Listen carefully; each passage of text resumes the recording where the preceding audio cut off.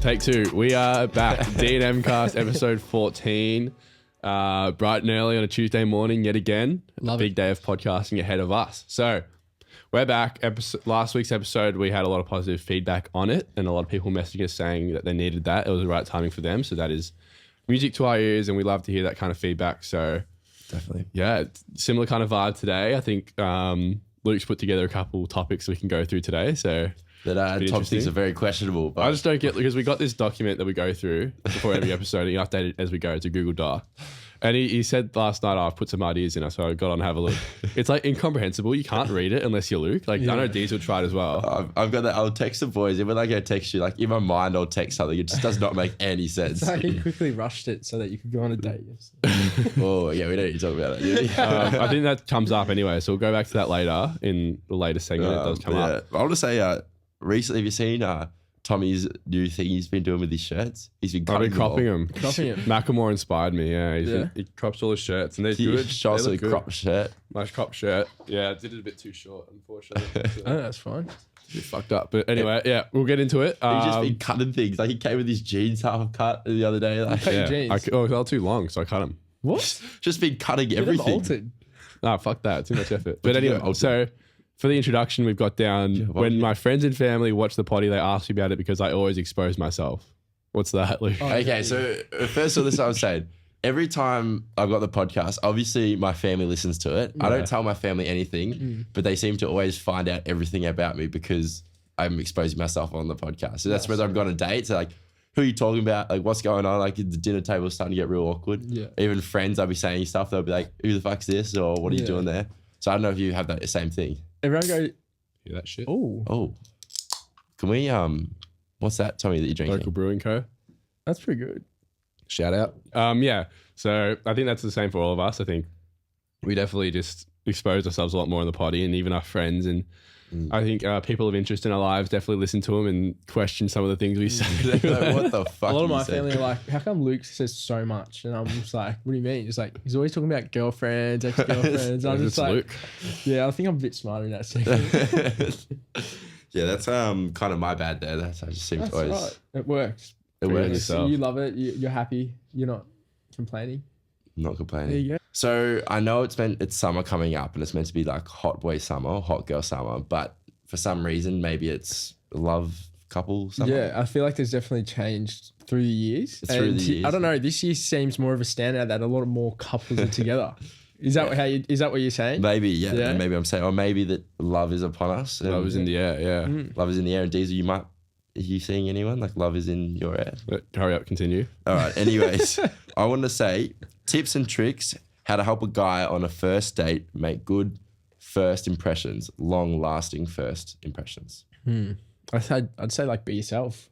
I don't know. Mm-hmm. Don't be more extrinsic, not intrinsic. So like more physical things they can do to help leave an impression on the girl or her family and be in the good books, I guess. So from my experiences, this is like from the very first. So say you drive and you offer to go pick her up. I feel like that at the start is a nice gesture. So you say, hey, like I can come pick you up. I'll take you to the movie. Not the movies, but you see what I'm saying. They might be like already expecting that though. So what's something that you could do that like?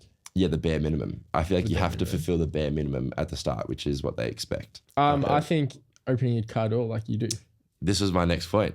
I always tell the boys this, but I think this is the biggest thing that boys do not do that can leave a good lasting first impression is when you walk out of the car, you knock on the door, you pick her up and you like give her a hug. Yeah. She then walks back to the car with you and you open the door for her.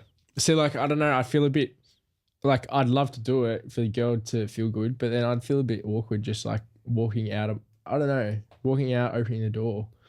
No, Luke sits on his bonnet and waits for her to come. Yeah, that's what I do. Like, so this is, if I'm going on a date, this is what I'm doing. Right, so I'll get out of the car, I'll knock on the door, I'll go greet her, I'll give her a hug, and then I'll talk to her and I'll walk her back to the car. Yeah, that's nice. And I'll open the car door for her. Yeah. I think that's like a very sweet gesture and she'll be like, oh, that's very nice of him. Okay, but put it in this situation. What if they say, okay, yeah, let me know when you're here, I'll come get you. I'll come out.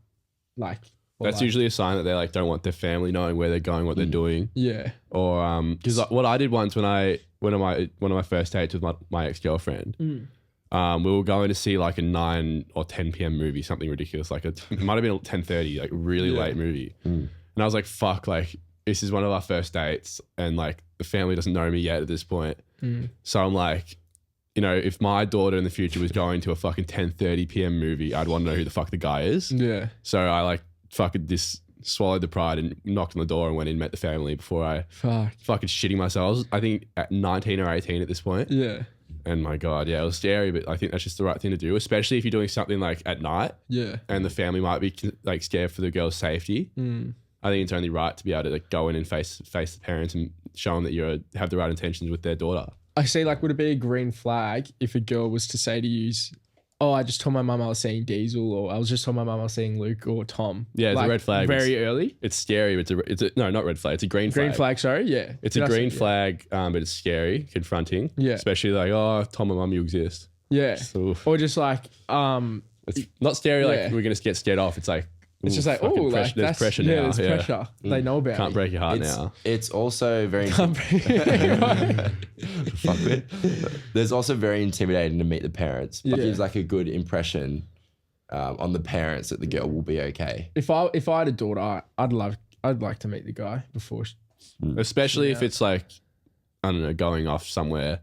If you're going away or something like that, which is usually unusual for like an early date. Yeah. But if you're going out late at night, I think it's respect just to introduce yourself to the parents and show that you're not going to try to kidnap their daughter or like do anything wrong to your daughter. Luke sent me this video. It was actually really good. It was treat. Oh no, how would you like it if you were to reflect on a guy the way you treat a girl or something? Your daughter, the way you treat a girl, if that makes sense. So it was like, how would you be happy if you knew a guy was treating your daughter the way you were treating a girl? I think that was how it was. It was actually really good because it's just like makes you reflect like, am I being the nicest possible person to someone the way I'd like my daughter to be respected in the future? You know what I mean? Yeah, 100%. Not that I have a daughter, but it's just more like it makes you reflect back to be like, yeah, I'm treating a girl right. Yeah, so like go back to that principle. If your daughter was going on a date, you would like the guy to come in and be like, hi, I'm taking your daughter on a date. Like, we'll be back at this time. Yeah, definitely. And it's mentally daunting, and especially the early dates. And if you know you're going to meet the family, that's even more daunting. So how do you deal with pre-date nerves?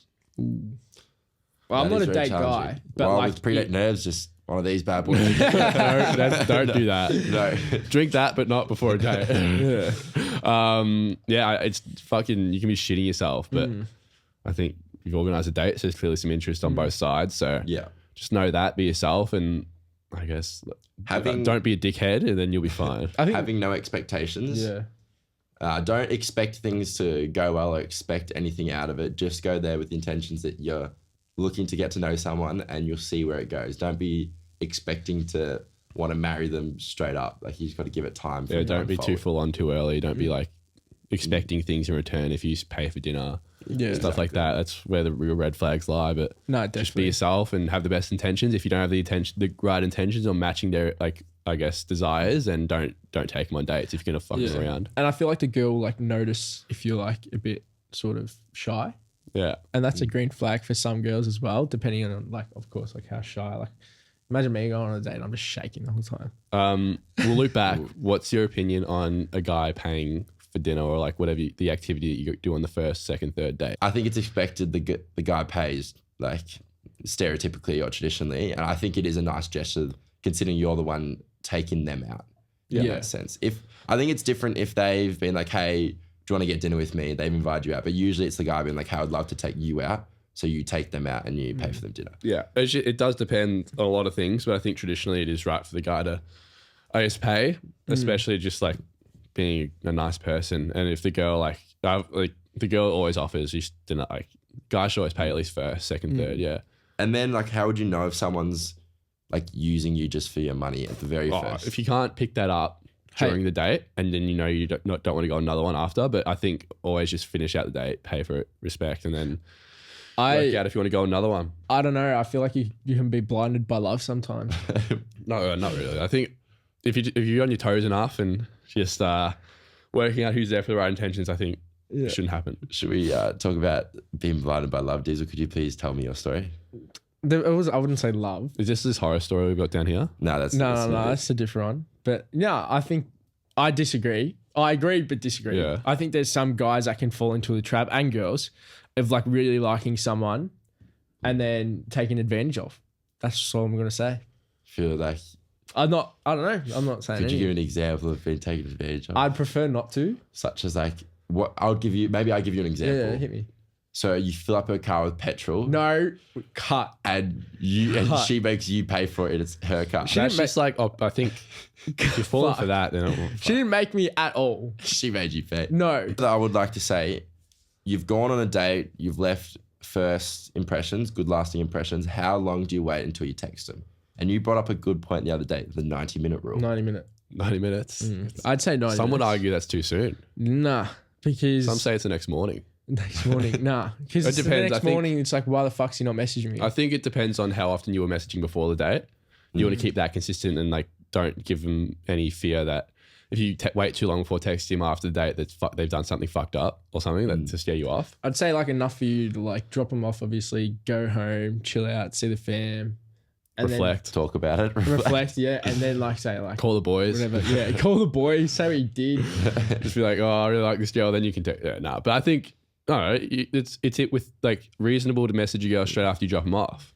But it's also reasonable to text them the next morning. As long as you text them, I think is the main thing. Don't lead them on or like give them the wrong idea that you're not interested. I wouldn't say next morning. You reckon that? I feel like that's traditional. I think that's a red flag. I don't know. I reckon. Yeah, Or if a girl waited till the next morning to text you. I'd hate it. For people listening, the 90-minute rule is what Diezel suggests and Tom suggests. I suggest both, but I just know the next morning is like more of an old fashioned thing. No, I was thinking that the 90-minute rule. Did you like it? I like the 90-minute rule. Yeah. Give them time to process, and then you're like, hey, what would you say after the date? You've just gone on like maybe a simple dinner date. Did you drop him home? You dropped them home. So you can't say like, hope he got home safe. It's something you'd say though. If like I didn't drop him off. No, when you drop them off and you still say it. That could be funny though. That would be funny It's joke. it's not a joke. You'd say it like, "Oh, I hope you got home safe." Like, you drop me home, dickhead. What are you fucking talking You know about? what you'd say? Message me when you're home. That would be funny. I've got some scenarios here. Yeah. You've gone on a date, and these could be like the start of horror dates. You tell me how you would handle this if other people are in this same situation. Okay. You go on the date and you forget the girl's name. How the fuck are you doing that? How do you recover? What? And you call them the wrong name? Is that? You call them the wrong name or you forget their girl's name for whatever, because this is the first time you're seeing them and it's just slipped your mind. How do you recover? This is all right. I'm going to disclaim this with this would never happen to me personally. I don't know about you two, but I would never be able to take someone on a date not fucking fully 100% knowing their name. But all right, well, just for the example's sake, maybe someone at home has been in a situation where Have they you forgot been the in a girl's situation? name. How do you recover? I was going to do, what's your Instagram again? Wait. That was my trick. How do you spell your name again? And then she'd be like, say her name. what if they got like Ava or something? How do you spell your name again? Like, what? AVA. What the fuck? Well, then you're like, oh yeah, sorry, just missaid. All right, well, next one, your card declines when you go to tap. I feel like this has happened to you. That's like my biggest fear. Has it happened to you before? It's happened to me before, yeah. It has? Yeah. But Luke's got like 5 cards on his phone, so it's Wait, like, why? Parents. Yeah. No, I've just got all different cards, like different bank accounts with a few different banks. So I've just got different cards. So if one does decline, I know there's money on another one. yeah. So I don't know. That's why I feel like obviously you can like just fucking think there's money in your account. There's not. But And- imagine waiting to pay for something and then you can't do it. Like, oh shit, I didn't transfer money. Yeah. It's, Like, what would you do? To you avoid just this, transfer money. Like you just cop it on the chin and do it. But like getting to that, like I always fucking, if I was going to pay for something, especially on a date with a girl, I I'd really make like, sure there's money I make in the sure like fucking 3-4 times the amount that I need on the card. I don't give a fuck. it's like when you pay for a coffee, you put like $14 in your bank account. It's like a $3 coffee.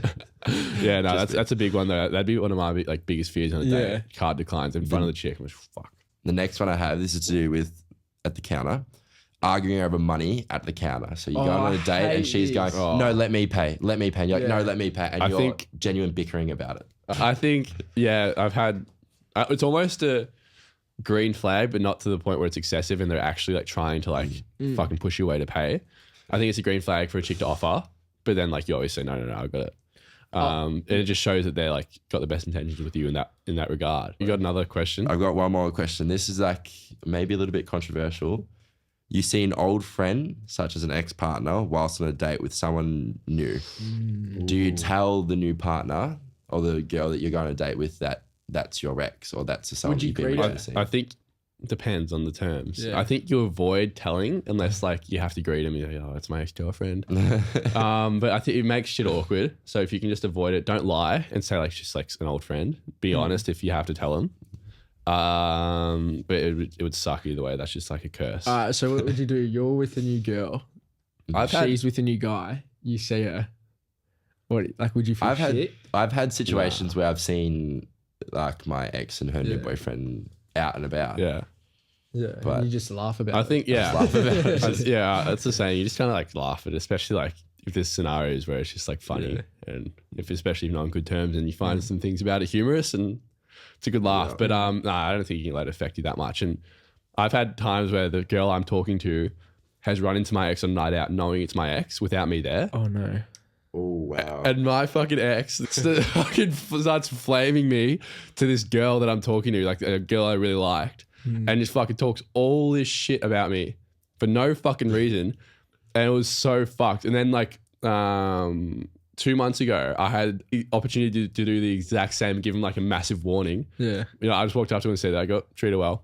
That's all. So it was like Treat my her- you fucking said moral that. high Treat ground her well. revenge. Yeah, that's what I said. Well, that's like Luke a was there. power move. Luke I was think, there. was that? So that was some first date tips and just, I guess, our tips and experiences from first dates, how to make it a little bit less awkward, how to manage some awkward things that may come up. And we'll wrap that one there. So we'll move on to the next segment, which I believe will probably be Diezel's diary because you've got a story that kind of relates to dates. So yeah, let us have it, Diezel. Let's see Diezel's diary. My dad, you know how I get my stories? Me and dad like have just these like random afternoons where we just sit down and dad's like doing what he's doing and then we just like have conversations and like it leads into like the funniest shit. Like Yeah. you just have to be there. Anyways, so let me just think.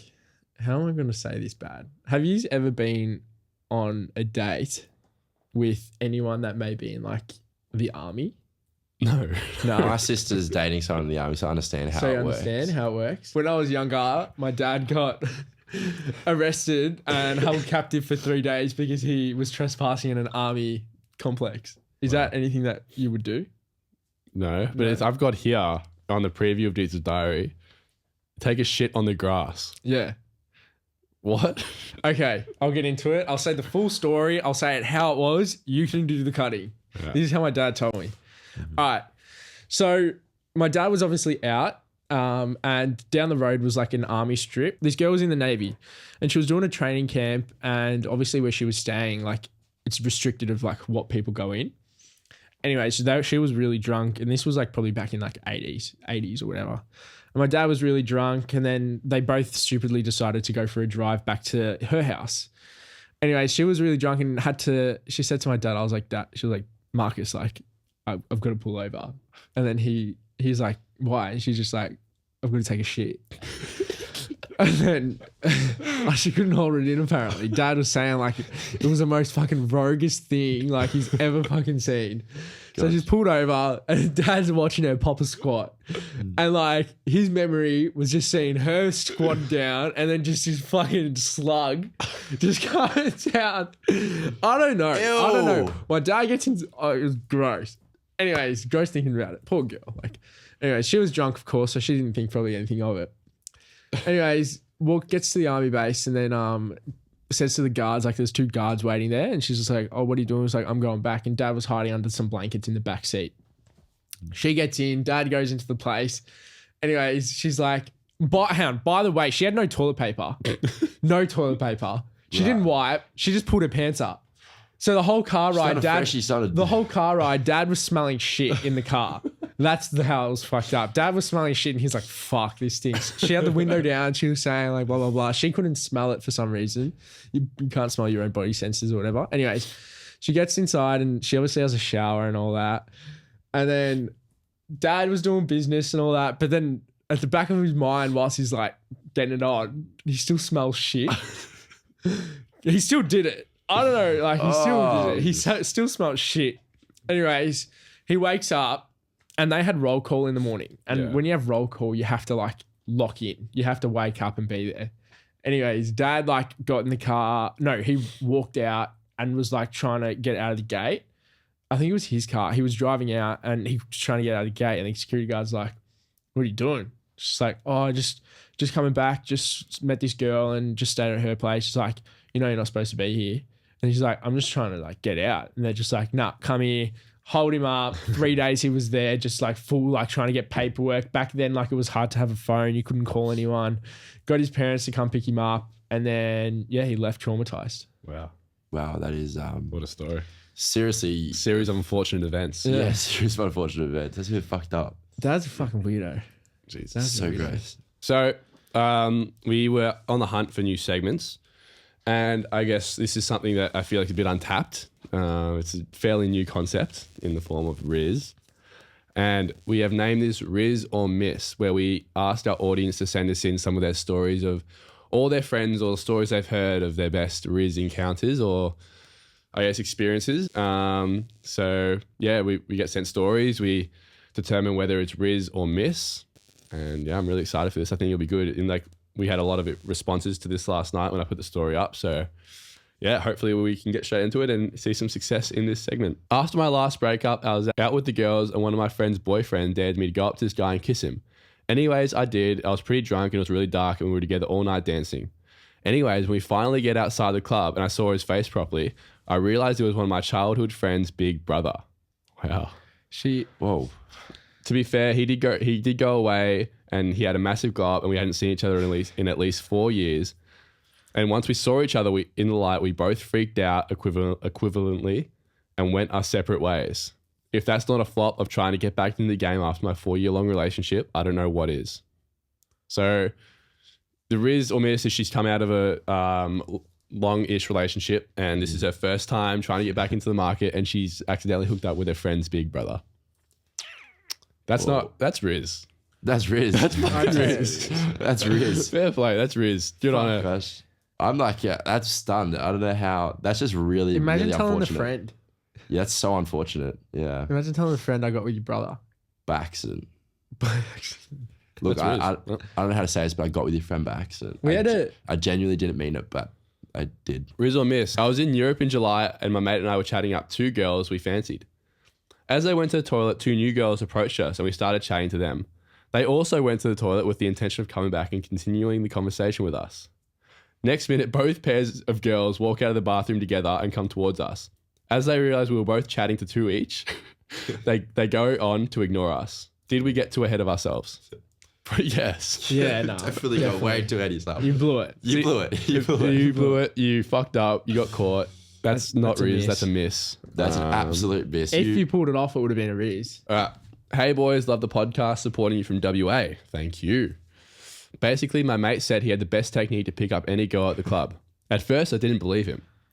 He would walk up to the girl he fancied and say, "Hey, can you help me make my ex jealous? She's dancing with another guy over there at the club." Wow. Shit. Right. Okay, yep. Obviously, his ex wasn't at the club, but he saw it as a chance to approach the girl he liked and eventually get her contact and say that it was all a lie. I thought his plan was foolproof up until a week ago. I'd done what he told me and the girl was a bit reluctant, but wanted to help anyways. As soon as I told her the whole thing was a lie, just to try get her number, I was met with a slap in the face and angry stares from her friends. Honestly, I don't think this method is that bad, but would love to know your opinion on it. RIZZ or Miss? It was clearly a miss if you've been slapped in the face. Yeah, I think it's unethical RIZZ. Yeah. Unethical. Risk. It's kind of like a fuckboy sort of RIZZ. Yeah, it's if it's effective, it's effective, and if it's consensual, it's fine. But But you It's can't. not Imagine they went back to their houses, and then like did the deed. yeah, well, the whole like meeting is based off this lie. Like, Yeah. what if it Yeah. goes somewhere and like, oh yeah, you know that time we met? I actually just lied to you. Oh. She's just gonna feel lied to the whole time. Don't do this. I guess it's effective, but don't do it. Like it's just Yeah. it's a miss. It just Probably comes in down our to lying books. to girls to get what you want. Yeah, we don't endorse that.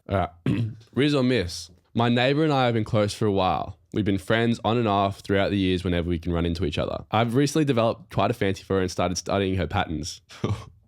What? Starting Wow. the patterns. I assume like when she's leaving, going home, all that kind of shit. Based on my research, I knew that she'd be home at a certain hour, so I decided to go try run into her. She ended up inviting me over and it working out. Rizz or miss? That's so creepy as for this fuck. segment we have Stalky as fuck. for this segment we have Rizz or miss. I'm officially adding a category: harassment, because that is fucking probably not on, and very like, I don't know if anyone's seen the TV series You. Very Joe Goldberg. We can't really endorse that.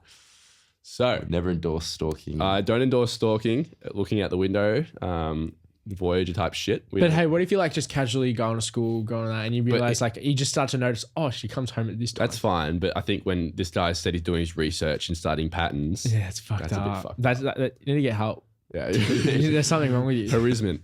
That was Rizz or miss. Hopefully we can build up a bank of these stories and continue them as the season goes. So yeah, hope you enjoyed. Well, that was a good segment. Anyway, we'll run into the next segment, Big Brother Advice, where you send in situations, things that you want advice on, and we give you our advice on it. So here we go. I feel like Diezel, you could, because you worked in retail for a while, you worked at Nike for a while, so did I. We could talk Yep. how this could help.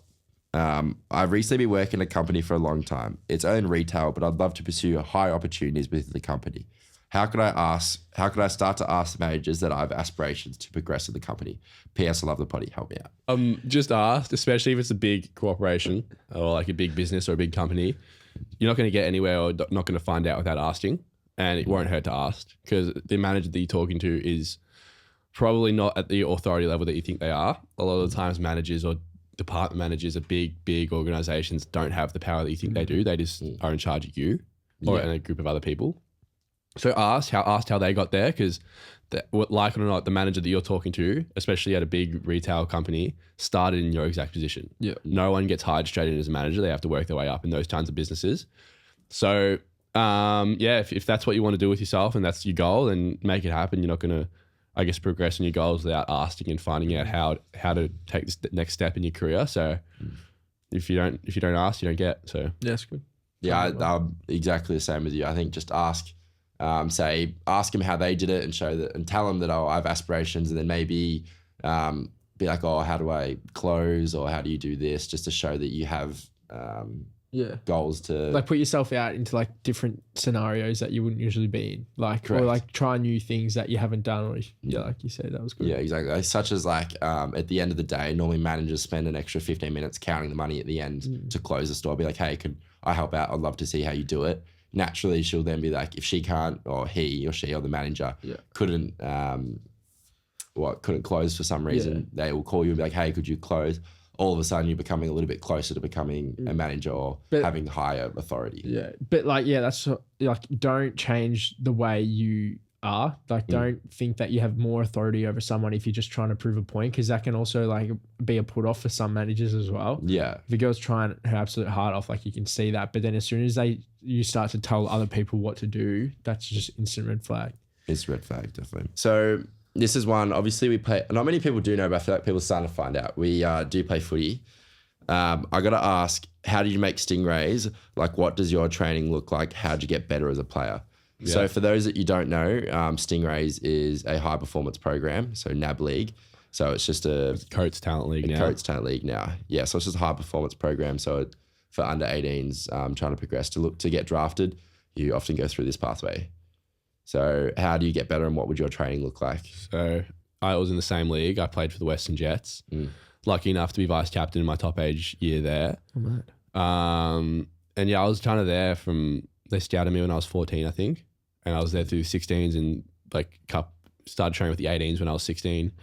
And I was there for a good 5 years. So I was there from 14 to 19 and I had the best time there. The coaches were great, especially my top age couple of years. But I think making those teams, I think you just got to work hard and kind of use, it's kind of fed through interleague throughout the years. It's just all political bullshit sometimes. But yeah, I think if you just work hard and you're good enough, you will end up just there one way or another. If you are at a good enough standard, you'll get there. And there's especially parents who complain when their kids don't get picked from those teams and it gets really political.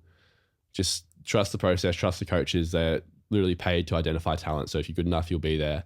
And just work hard. I think it's easy for kids at those ages to put training behind and put drinking and partying, especially rebellious activities first. I was never like that. I was always running while everyone else was out partying. Yeah, definitely. It's a bit different now, but I would say one thing in terms of training to like make a team, I would say is that work to your strengths. Stop focusing on your weaknesses. Your weaknesses aren't going to get you picked in that team. Your strengths are what are going to get picked, what people are going to pick you for. And they'll fuck that. Work to your strengths. So don't work on your weaknesses. Just keep working. Well, obviously work on your weaknesses, but play to your strengths. You're not going to get picked based on your weaknesses. You're going to get picked based on your strengths. So if you're a big-bodied mid, be that big-bodied mid. Be strong. If you're a high-flying forward, be a high-flying forward. Don't try to be someone that you're not. Yeah. So work to your strengths, and that's the biggest thing to get picked in one of those sides. You gotta still. No, You gotta like visualize it. You gotta want it. You gotta have in your mind that like I'm gonna make it and sort of know that you're gonna make it. Because if you don't like sort of manifest it, like it just makes it a bit challenging to like vision it. And even like, I remember when I was young, I was always visioning getting into those programs, and I did. And then I just like wasn't really as interested as others, and then I just obviously stepped away. But you just need to picture you being there, and once you picture you being there, you'll find a really good understanding of where you're at. Manifestation's huge. Yeah. So it's like you manifest anything, like whether that be whatever you want, your goals in your life. I think your habits will naturally, and if you want it bad enough, your habits will naturally match what's needed to get to where you want to be. And like the standard that's needed to get those programs, you need to be absolutely dominating your local team, or like playing your role to the point where it's like make them have to pick you. I think in the tryouts it's really daunting. Just like go there, remember why you're there in the first place. Clearly they've identified some strengths, play to your strengths and get selected. I think if you're there good enough, I've always had the belief if you're good enough you'll be there, if you're not you won't be. Simple as that. I also have the thing, play to your strengths is they're looking for this is what people don't understand is everyone's good at local. Everyone can get the ball at local. What is your point of difference? So you got to work to your strength and have that point of difference. If it's kicking goals, then go kick goals. If it's, getting handballs out of the pack, then you've got to go do that. You have to have a point of difference. And that's what's going to separate you from the other good local player on the other team. So what if you're getting played in different positions? What would you do then? Well, you also have to understand that you have to be versatile. So having a lot of people growing up, they're very good midfielders. You need different positions. And it's good to have different positions because if you're versatile, you're more likely to play in the team. Coaches want someone that can play mid, someone that can play back flank, someone that can play forward, someone that they can throw around where they need you. And that being said, like in those type of teams, it's positional changes are driven by clubs or recruiters looking for players in those positions. So it happened a fair times to myself and the teammates that I've played with that, a key back will sometimes be thrown inside mid because they want to see their running capacity.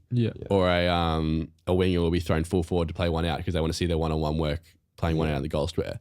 It's the Coates Talent League is set up to see or like an audition for the AFL so people can play to their strengths. So if you're lucky enough to crack into those sides and get a couple games, you just, make yourself draftable, have a draftable trait and just, I can't really speak from experience on that. Don't get frustrated about not playing the position that you want to play because chances are you don't understand what they're thinking and there's obviously a reason why you're playing in a different position.